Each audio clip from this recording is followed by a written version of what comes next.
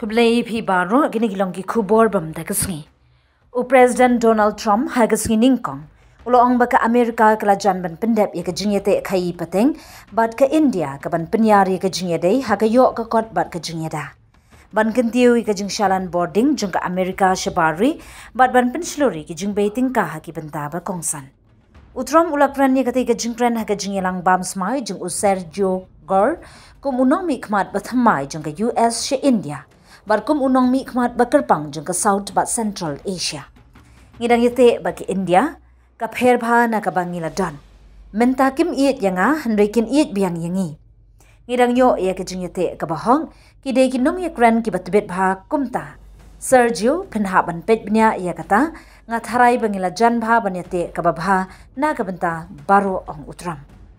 Ula kedawru baka khajna halor ki marbawan India kala bansha pendunasyan da ka bakdaw ya ka jing pinhyar ka bajor jong ke India ha ka jing thit umpnyang na Russia ho menta hi gi dor ki long ki bahe bha ha ka ri India namar ka umpnyang Russia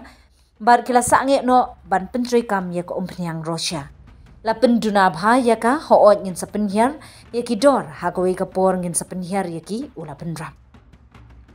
u Sergio Gore u blasha penbam smai do Vice President u JD Vance hapo ka Oval Office hakani ka jingpin ko buram lawan bani shimbenta de ki officer ba kongsan ki ba kenthop yo sembut menteri katnat platingka Scott Bessent sembut platingka Scott Bessent ka Attorney General ka Pam Bondi bar ka US Attorney na ka benta ka District of Columbia ka Jeanine Pirro